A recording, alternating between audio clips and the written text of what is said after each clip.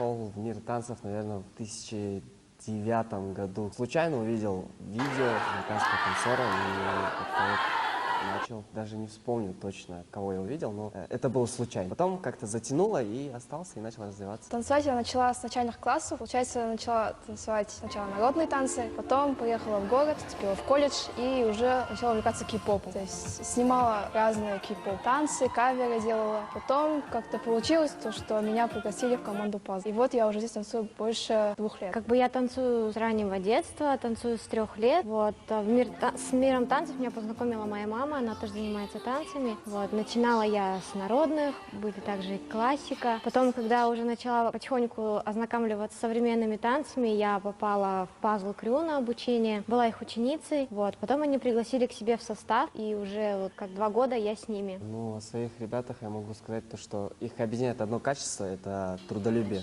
Это ребята, которые не полагаются на какую-то удачу, на какую-то случайность. Они больше трудолюбивы, постоянно репетируют, постоянно тренируются подолгу, то есть очень много времени проводят в зале. И за счет этого они развиваются. То есть их объединяет вот это вот. Скорее всего, когда я их отбирал, в большей части смотрел именно на человеческие качества, на то, как они будут работать в команде, а не на их мастерство и не на их талант. Потому что работа в команде – это чуть больше, чем просто умение танцевать.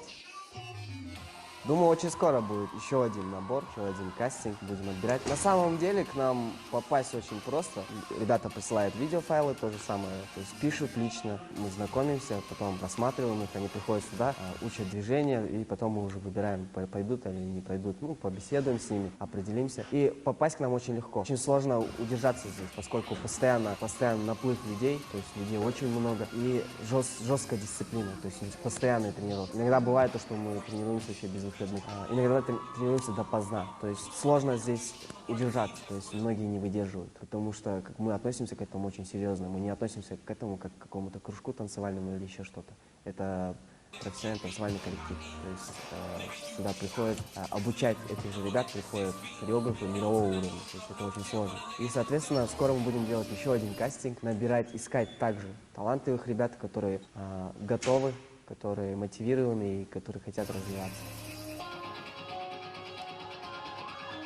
Я поставил небольшую хореографию под Калай Харасин. Они это увидели, то есть я выложил в Инстаграм, в социальные сети. Они это увидели и как-то вот связались и начали работать вместе. Ну, ребята крутые, ребята очень талантливые, трудолюбивые. И как раз наше видение, в принципе, совпадает. Видение творчества и видение работы, как люди должны работать. В этом мы схожи. И быстро нашли общий язык. Изначально было такое, то, что, все равно как-то, когда друг друга плохо знаешь, как-то держишься, какое-то расстояние между нами должно быть как-то. Мы привыкли к такому обычно. Ребята пришли, мы день-два позанимались серьезными, а потом и как-то вот сложилось так, то, что они полностью раскрылись буквально вот после 2-3 тренировок. И я начал замечать то, что на самом деле это очень простые ребята. Для меня это было вот прям такой новость. Я думал, все равно, постоянно будет серьезность такая. Но тут резко как-то все стало, атмосфера такая стала совсем другая. Она стала такой дружеской, веселой, и работать стало, наоборот, легче.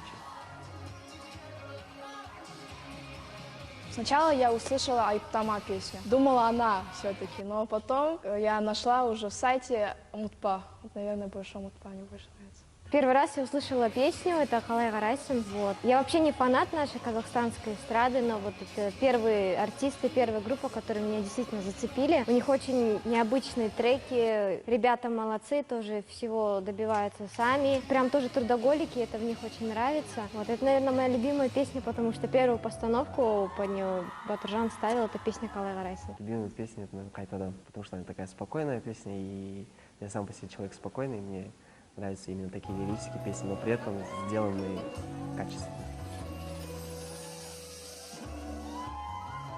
Я желаю группе 91 развития, в дальнейшем процветания, новых хитовых песен. Вот. А фанатам поддерживайте своих идолов, да, так сказать. Не ревнуйте их ко всяким девушкам. Желаю им дальше успехов, процветания, чтобы об их коллективе знали не только у нас здесь, в Казахстане, но и на Западе, чтобы они действительно продвигали нашу культуру. И пусть не обращают на негативные комментарии, отзывы других людей. Я думаю, их ждет огромный успех. Я желаю группе успеха, достичь уровня, который, ну, в принципе, они уже делают уровень. Прославиться за рубежом, прославиться в Азии, прославиться в Европе, во всем мире, прославиться в Америке.